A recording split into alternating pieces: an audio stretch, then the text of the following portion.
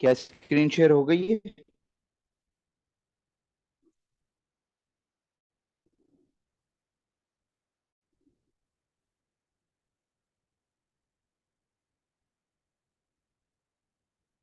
अब बेटा स्टार्ट हैं रिप्लाई रही क्या है बेटा। सबसे पहले तो ये समझें कि हमने ये वाला पार्ट ओ लेवल में पढ़ा था।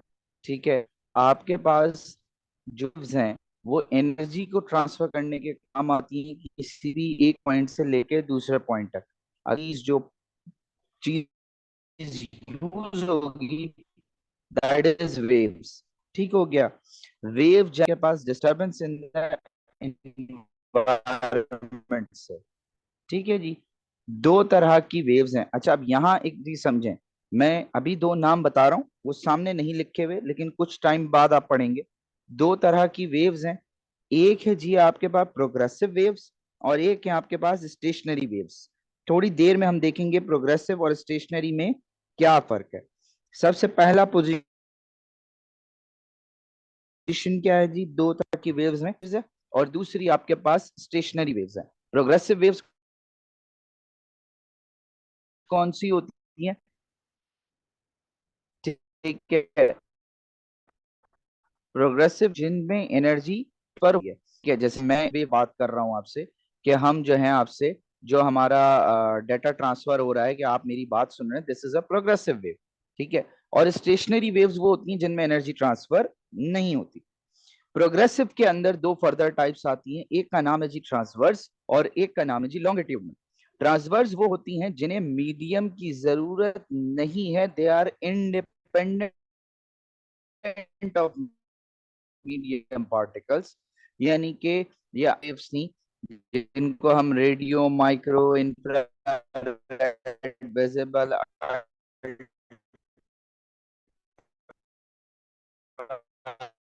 लाइट एक्सरे और गामा कहा करते थे। वो ये सारी की सारी ट्रांसवर्स हैं बस। उसके बाद होगा अदरवाइज तब भी ये ट्रेवल कर जाएंगी और अगर मीडियम नहीं है तब भी ये ट्रेवल कर जाएंगी।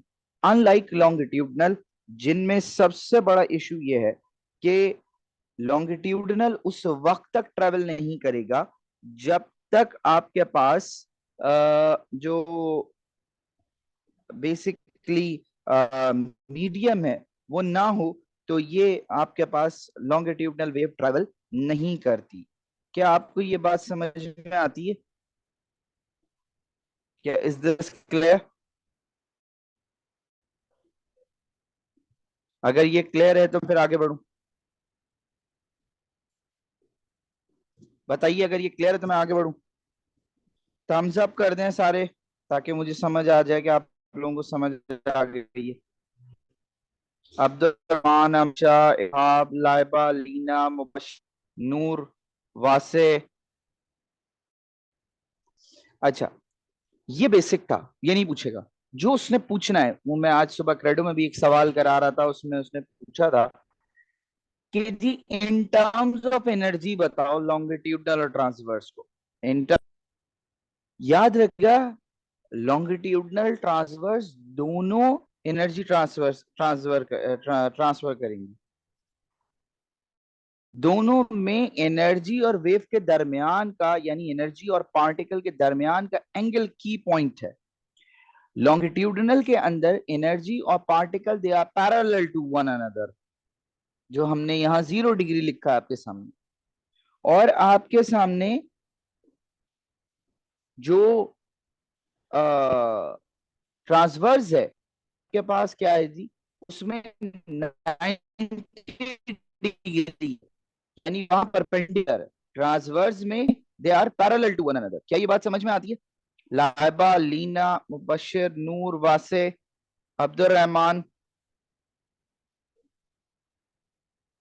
बेटा बाकियों को सही आ रही है।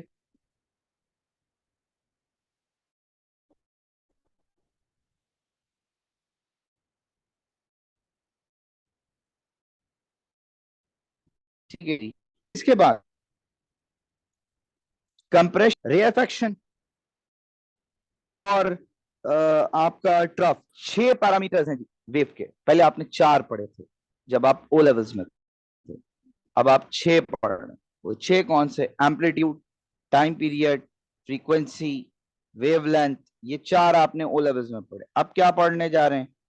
फेज डिफरेंस, पार्ट डिफरेंस और वेव स्पीड। ये 6 चीजें। पहले 4 आप ओ लेवल्स में पढ़ के आए, लेकिन हल्का सा उसको चेंज किया यहाँ पे। एम्पलीट्यूड क्या है? पहले हम जब आप ओ में थे, आपकी एज छोटी थी, दिमाग थोड़े छोटे थे, उस वक्त हमने ये कहा कि मैक्सिमम, गलत डेफिनेशन है वहां पे।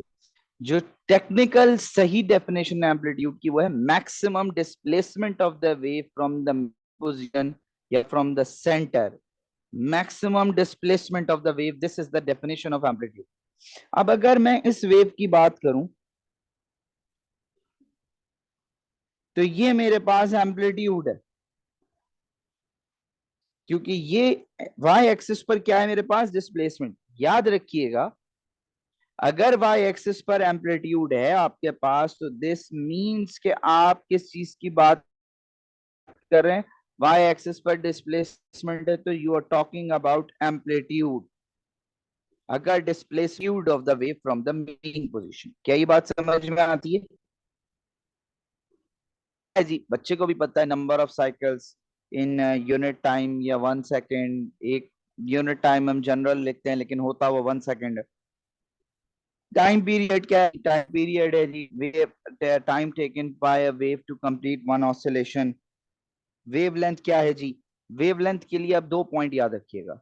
जिस तरह डिस्प्लेसमेंट मैंने आपको बताया कि डिस्प्लेसमेंट अगर आपको कैलकुलेट करना है, वो आपके पास किस तरह आएगी? वो आएगी आपके पास जब आपके पास वाई एक्सिस पर डिस्प्लेसमेंट होगा और एक्स एक्सिस पर आपके पास वेवलेंथ। अब अगर वेवलेंथ कैलकुलेट करना है, तो आपके पास एक्स एक्सिस पर डिस्टेंस होना चाहिए। आई रिपीट, जब एम्पलीट्यूड निकालना था, then your Y axis should have displacement, और जब आप वेवलेंथ की बात करेंगे, तो your X axis should have distance. Time period, wavelength, जो एम्पलीट्यूड है, उसके लिए आपके पास वाई एक्सिस पर displacement, for wavelength X axis should have distance. Clear? ये बात थम्स अप करें ताकि हम आगे बढ़े।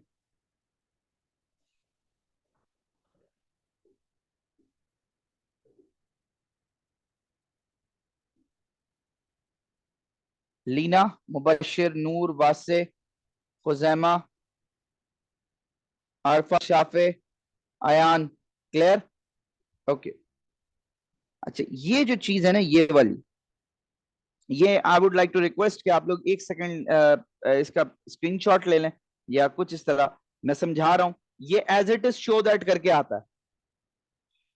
अब होता क्या पेपर 2 में, वो कह रहा है कि भाई वेव की स्पीड निकाल के दें, इसका फॉर्मूला निकाल के दें। मैंने कहा ठीक है जी। हमने स्टार्ट लिया, speed is equal to distance upon time. अच्छा, अब आप वो ए लेवल्स की स्केलर वेक्टर की क्लास लेके आए हो, किसी भी सिंबल के ऊपर अगर एरो नहीं है, इट मींस वो स्केलर है। एरो का मतलब वो वेक्टर होता है, ये आपको बताया गया था कि अगर एरो लगा हुआ है, that means that's a vector quantity. अगर एरो नहीं है, it means it is showing a scalar quantity, अगर आपको याद हो। तो हमने क्या करा? Speed is equal to distance upon time की इक्वेशन, जो हमारी पेरेंट इक्वेशन है, काइनेमेटिक्स से पढ़ते आ रहे हैं, वो उठाई। हमने कहा एक वेव कंप्लीट हुई है, यहां से स्टार्ट हुई, यहां खत्म हो गई। ये एक वेव है ना, एक पॉजिटिव एक नेगेटिव, एक वेव है। तो आपके पास एक वेव का जो डिस्टेंस होता है, वो होता है वेवलेंथ। पढ़ के आए हो आप ओ लेवल्स में कि द टाइम ट्रेवल्ड या the distance travelled by one wave is known as wavelength. तो आपने डी को रिप्लेस कर दिया लैम्डा से। अब ये एक वेव है ना, मैं आगे की तो बात नहीं कर रहा। एक वेव का जो टाइम होता है, उसको कहते हैं जी टाइम पीरियड। तो मैंने टाइम की जगह क्या रख दिया? Capital T. अच्छा, याद रखना, यहां मैं एक बात कहता चलूं, हमारा बच्चा बहुत ज्यादा कंफ्यूज होता है वेव्स के सवालात में।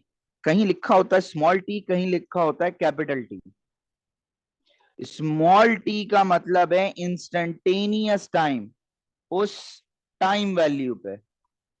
जबकि कैपिटल टी का मतलब है टाइम पीरियड, यानी एक वेव या एक ऑसिलेशन या एक पूरे प्रोसेस का टाइम।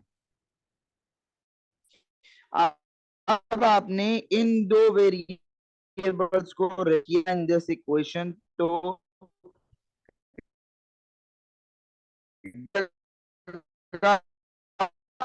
आ गया लैम्डा स्मॉल टी की जगह आ गया के बाद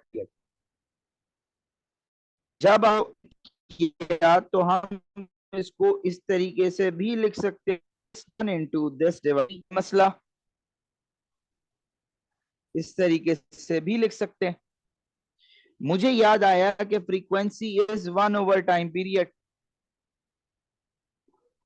तो मैं इस 1 ओवर टी की जगह मैं एफ लिख सकता हूं। अब 2018 है या 2022 है, मुझे ईयर सही याद नहीं है, वहां पर मेरे पास सवाल ये था कि एक वेवलेंथ नहीं है, एन वेवलेंथ है और उसकी इक्वेशन बनानी थी। तो आपने कुछ नहीं करना है, इस लैम्डा की जगह स्पीड का फॉर्मूला होगा एफ इंटू एन लैम्डा। अगर एन वेवलेंथ है, क्या ये बात यहां तक क्लियर है जी?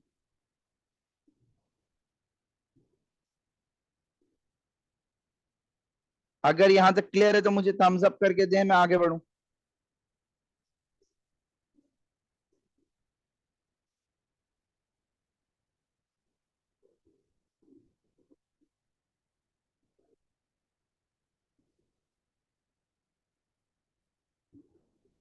डन,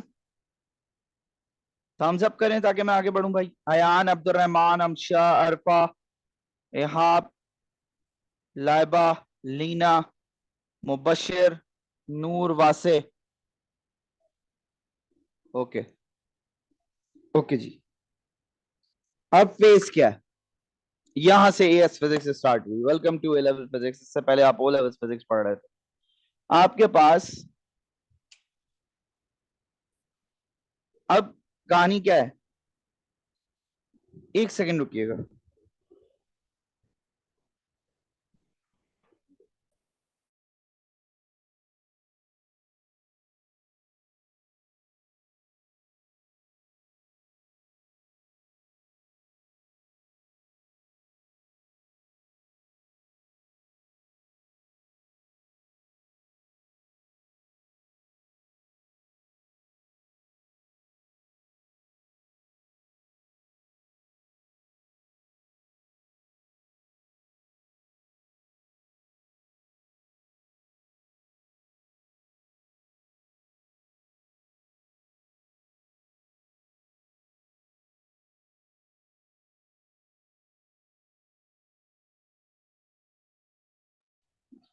ओके जी, आगे चलते हैं।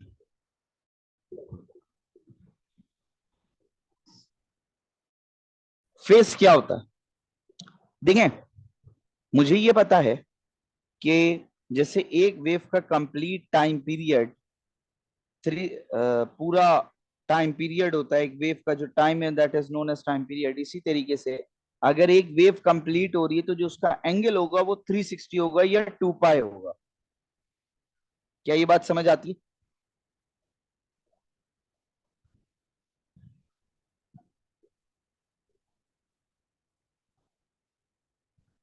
दोबारा सुन लें।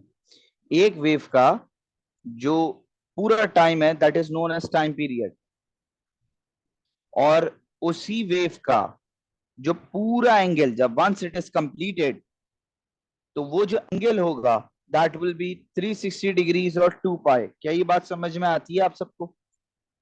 अब्दुल रहमान, अरफा, हाब, खुजैमा, लाइबा, लीना, नूर एंड वासे। ओके, अब मैं ये कहता हूं कि भाई मेरे पास ये एक पॉइंट है, इसको मैं कहता हूं पॉइंट पी। इस पॉइंट पे एंगल क्या होगा ये बताएं। अब आप अगर मुझे देख भी रहे हैं तो आप कह रहे हैं कि जी आप कंपैरिजन मेथड से देख रहे हैं कि आप कंपेयर करके देखते हैं, तो यहां पे भी कंपैरिजन होगा। अब या तो वो किसी और पॉइंट या जन से होगा, तो ये जो डिस्टेंस है, this is known as path difference. और ये आपके पास एक पूरी वेवलेंथ गिवन है, ओरिजिन से इस पॉइंट तक का angle, this will be known as phase difference. जबकि एक पूरी वेव का एंगल क्या है, 360 डिग्री या 2 पाई। मैं आपसे 2 पाई नहीं मांग रहा, मैं आपसे कह रहा हूं इस पॉइंट पर वेव का एंगल की वैल्यू क्या होगी। तो आप क्या करेंगे, आपने फॉर्मूला क्या बनाया है, आपने कहा डेल्टा एक्स, जिस पॉइंट पर आपको कहा गया है कि इस पॉइंट का फेज डिफरेंस निकालो, upon the given wavelength into 2 पाई और 360।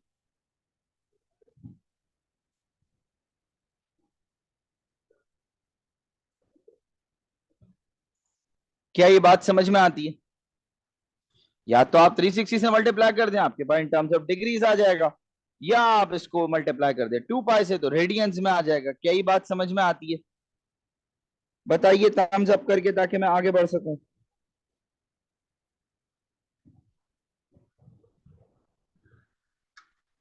इंडिविजुअल बताइएगा। अब्दुल रहमान, अरफा, शाफिक, खुजैमा, लाइबा, लीना, मुबशिर, नूर, आयान साहब चले गए? चले। सवाल इतना आसान तो नहीं है। अगर वो टाइम पीरियड बना के दे दे, यानी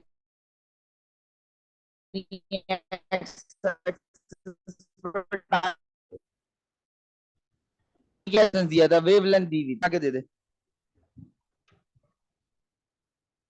तो अब क्या होगा, आपके पास सेम वही काम होगा। आपको टाइम पीरियड गिवन होगा, उस टाइम पीरियड के अगेंस्ट आप, यानी आपको यह बताया गया होगा कि आपने किस तरीके से सॉल्व करना है। आपको कोई एक टाइम स्टैंप दे देगा, और उस टाइम स्टैंप के अगेंस्ट आपसे पूछेगा उस पॉइंट का एंगल निकालो।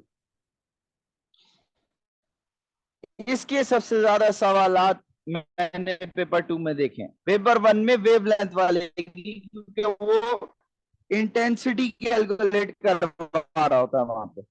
अभी इंटेंसिटी भी देखते हैं क्या चीज है।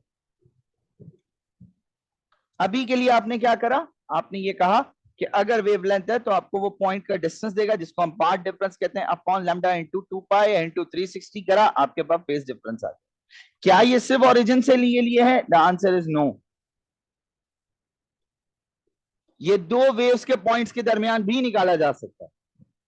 एक वेव दे या दो वेव्स के दो अलग अलग पॉइंट है, काम सेम रहेगा, काम के अंदर कोई चेंज नहीं।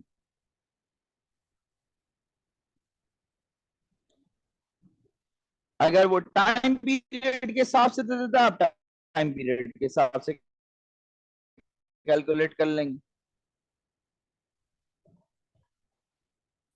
वर्किंग वही रहेगी।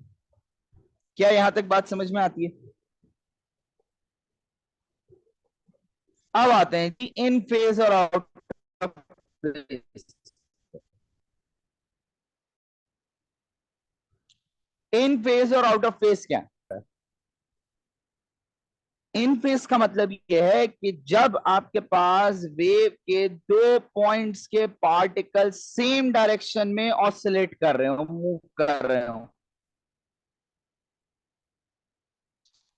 और आउट ऑफ फेज का मतलब ये ऑपोजिट। अब ये मैंने इंटरनेट से एक तस्वीर उठाई थी रैंडम। अब जो रेड रंग के पार्टिकल्स हैं, अगर मैं रेड रंग के पार्टिकल्स को कंपेयर करूं तो दे आर इन फेज, और एक ब्लू कंपेयर करूं तो they will be out of phase because the direction is opposite.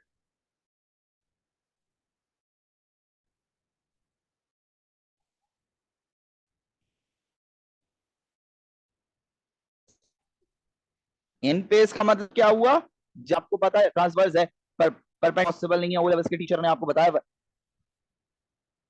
तो अगर अपवर्ड है तो दोनों पार्टिकल अपवर्ड इन फेज, दोनों पार्टिकल डाउनवर्ड दोनों डाउनवर्ड्स। लेकिन अगर एक अपवर्ड एक डाउनवर्ड, दिस मीन कि ये गलत है, ये आउट ऑफ फेज। आगे चल के डिस्ट्रक्टिव इंटरफेरेंस की तरफ हम बढ़ रहे हैं। क्या इंडिविजुअल ये बात समझ में आ रही है? Please respond.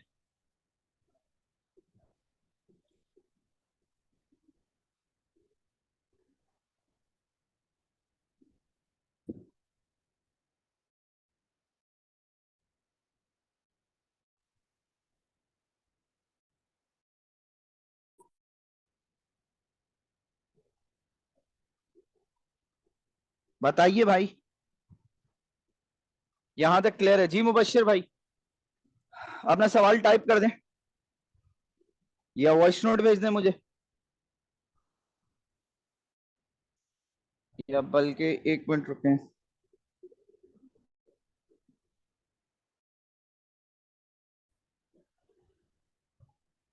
अनम्यूट करके अपना सवाल कर लें।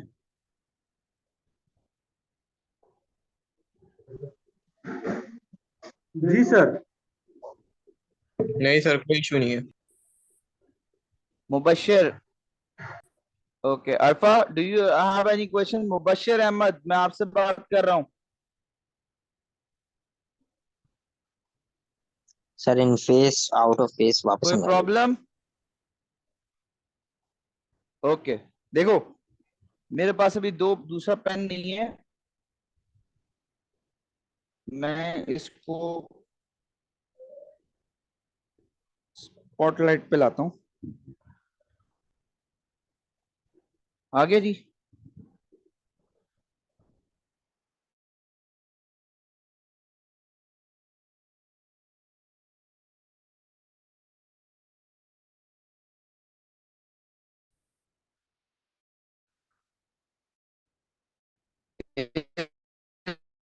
देखें, ट्रांसवर्स वेव है तो ट्रांसवर्स नहीं है।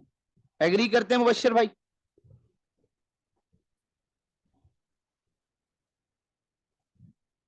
मुबश्शिर भाई अनम्यूट करें, जवाब दें।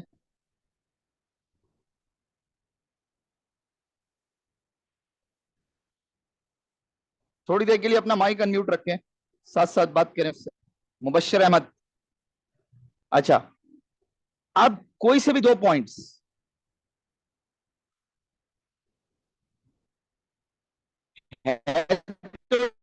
ट्रांसवर्स वेव ही ना, कोई से भी दो पॉइंट्स आए, उन पॉइंट्स के पार्टिकल सेम डायरेक्शन में होंगे तो they will be in this. वो दोनों डाउनवर्ड, वो दोनों अपवर्ड। देखो तीसरी डायरेक्शन पॉसिबल नहीं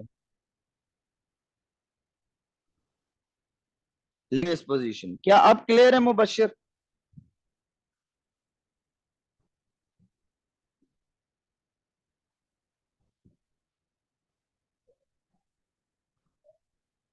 मुबश्शिर अब क्लियर है बेटा?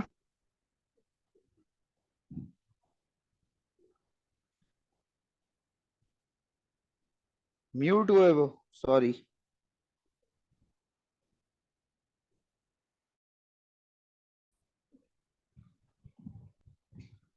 अब बोलें जी, क्लियर है?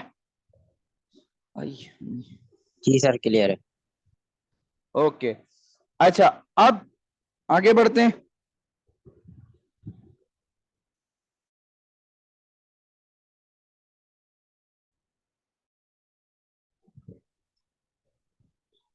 चार प्रोसेस हैं वेव के: रिफ्लेक्शन, रिफ्रैक्शन, डायफ्रैक्शन और इंटरफेरेंस। ओ लेवल्स में हम पढ़ाते थे, ओ लेवल्स किया। डायफ्रैक्शन आपने पेपर में था, पेपर में आ गया आपके। इंटरफेरेंस एएस का, इंटरफेरेंस थोड़ी देर बाद में देखते हैं। सबसे पहले देखते हैं डायफ्रैक्शन क्या।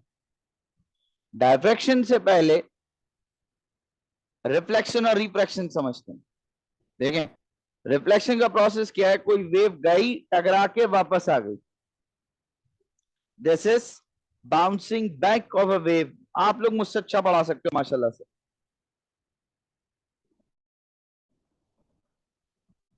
रिफ्रैक्शन के पास कर गई, वापस नहीं आई, this is refraction, bending. Diffraction, on the other hand, is different from reflection. यहां वेव जब किसी ऑब्जेक्ट के एज से टकराएगी तो वापस नहीं आएगी, वो अपनी शेप चेंज कर लेगी।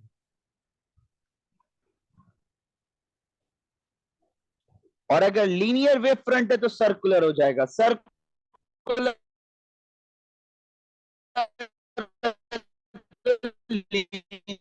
हो जाएगा। हमने स्क्रीन पे अब किस फैक्टर पे डिपेंड करता है कि आपके पास चेंज क्या आएगा। अगर ये गैप बड़ा है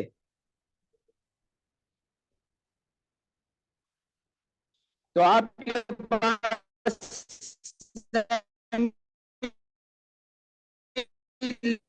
अगर ये गैप छोटा है तो आपके पास सर्कुलर वेव फ्रंट्स बन रहे होंगे। क्या ये बात समझ में आती है?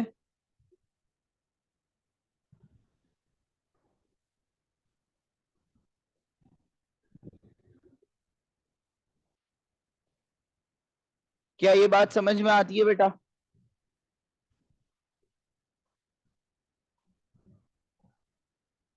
थम्स अप करें, बताएं यहां क्लियर है? अब्दुल रहमान, अरफा, इहाब, लाइबा, खुदैमा, लीना, मुबशिर, नूर, वासे। सही है सर। क्लियर? आज हम यहीं तक रखते हैं। आज हम यहीं तक रखते हैं। कल की क्लास हम डायफ्रैक्शन, ग्रेटिंग, इंटरफेरेंस, यंग ये कंप्लीट करेंगे।